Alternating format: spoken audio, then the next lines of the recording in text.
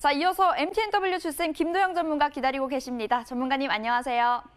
안녕하십니까. 필식 주쌤 김도영입니다. 네, 이번 주 우리는 어떤 자세를 좀 취해봐야 될까요? 지난주 금요일 너무 좋았는데 이번 주도 달려갈지 아니면 조금은 쉬어갈지요?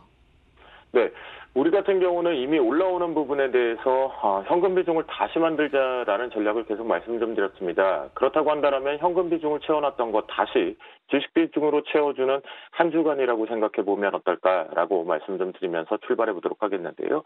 전체적으로 이제 다시 한번 공포에 대한 매수 타이밍들을 적수에 조금 분할 매수 관점 쪽으로 평단가를 잘 맞춰 놓으면 좋겠다라는 한 주로 잡아보도록 하겠습니다. 그 중에 하나 중에 여러분들이 하나 보실 게 있는 게 해외가 왜 신고가를 만들다가 미국 기준으로 하나만 잡아보도록 하겠습니다. 나스닥 같은 경우만 보더라도 고점을 신고가를 갱신한 이후에 왜 윗꼬리가 달렸을까라는 부분에 놓고 보면 각 나라에서 지난 금요일부터 해서 계속해서 언급되고 있는 것이 무슨 얘기를 하고 있죠?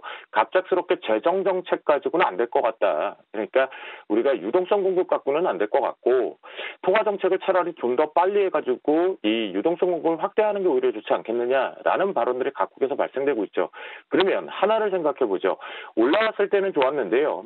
이때 배드뉴스, 즉 신종 코로나 바이러스에 대한 부분이 공장 폐쇄성이 나오고 있음에도 불구하고 시장에서 화답되지 않았다라는 거죠. 그렇다고 한다면 그 뒤에 시간차로 금리 인하의 카드를 2월달과 3월달에 공격적으로 할 가능성을 우리가 열어두어야 된다라는 표현을 하거든요. 그러다 보니까 이 부분은 결국은 우리가 생각했던 것보다는 사태가 좀 심각해지고 있고 장기 레이스가 갈 것으로 시장이 바라보고 있다라는 거죠. 그러면 시간차 공격 중에 메꾸기가 이미 나온 상태이기 때문에 예를 들자면 애플 같은 차트만 보더라도 현재 고점이 다중으로 막히고 있다는 것을 볼 수가 있겠습니다. 실질적으로 큰 다중으로는 하나와 두 개 정도가 좀 막혀 있는데요. 이번 주 주초 부근에서 만약 애플향 부분이 동반해서 세 번째가 막히게 되면 시장의 하락 추세 자체가 실질적으로 공격적으로 한번 나올 수 있다는 거 열어두시면 좋을 것 같겠고요. 그렇다고 한다면 우리나라 시장 자체 보수적으로 좀 볼 필요가 있겠죠.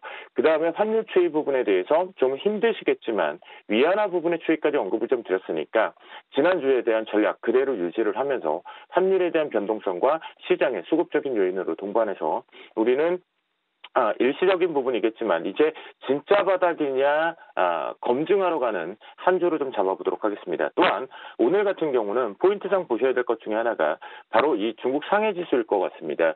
이유는 중국이 이제 10시 반쯤에 소비자와 생산자 물가 지수를 발표를 하는데요. 실제 집계 같은 경우는 신종 코로나 바이러스 부분에 대해서 한 반 정도만 반영이 되어 있다고 합니다. 그런 부분을 놓고 봤을 때 이 소비자 물가 지수 역시도 예상치를 하회해서 발표할 경우는 역시 메꾸기가 해외 대비해서 전체적으로 해외들이 요만큼의 갭 부분 이렇게 떨어졌던 부분들에 전반적으로 다 메꿔서 지금 와 있는 상태거든요. 하지만 이 부분이 하회 발표를 하게 되면 역시 이 배드뉴스 부분들 공장 폐쇄와 함께 단순한 사태로 끝날 것은 아니겠구나. 그렇다고 한다면 이제 시장에서 핑계를 하나 대죠. 2월 달에 집계될 지표값들이 전체 다 하향 조정되는 부분들과 열어놨을 때는 진바닥을 찾으러 다시 내려오는 패턴 우리가 준비를 하자. 그 부분에 분할 매수 관점 사고 싶었던 종목군들 더 사자라고 말씀 좀 드립니다. 오늘부터 분할 쪽으로 시작해 보면 되겠죠. 그렇다고 한다면 표식 선물 변곡가 쪽으로 오는 상단을 놓고 보면 위쪽에 고점 돌파 변곡가는 297점 30으로 설정을 하겠습니다. 297.30 자체가 뚫릴 경우에는 한 번은 위쪽으로 한번 탈환하러 갈 건데요. 오늘 전반적으로 이제 막판부에 수급이 바뀌었던 것을 금요일날 한 주 부분에 대한 최종 마무리를 해보면 잘 희석을 시켰지만 이제 신규적인 자금들이 시장에 들어와서 하방에 대한 공격성이 조금은 열려줄 수 있는 부분이거든요. 즉 상승과 하락 쪽에 대한 공격적인 부분이 상승 쪽으로 되돌림 나오면서 전체가 좀 빠져나가는 흔적들이 있었습니다. 그러니까 신규 자금들이 올라온다고 하더라도 위쪽이 뚫린다고 하더라도 윗꼬리가 달리는 형태가 좀 될 가능성이 높다라고 말씀 좀 드리겠고요. 하단부 같은 경우는 우리가 저점에 대한 변곡가는 295.65포인트로 설정을 하도록 하겠습니다. 이 부분이 살짝 작은 갭이기 때문에 별 의미는 없다라고 볼 수는 있겠는데요. 현재 기준쯤은 하지만 우리나라가 꽉 차서 다시 한번 되돌림을 했다라는 거 그리고 앞에서 말씀드렸던 금리 인하 언급들이 되고 있다라는 거 상당히 부정적인 시각으로 바라봐야 된다. 부분을 시간차를 놓고 본다라면 이번 주 이 부분에 대해서 선물 저점에 대한 오늘 이탈 부분도 집중해서 좀 보실 필요가 있겠고요. 속도가 난다라면 다시 한번 이 부분에 대한 바닥에 대한 진바닥 확인은 분명히 필요한 시점 이다라고 말씀 좀 드리겠습니다.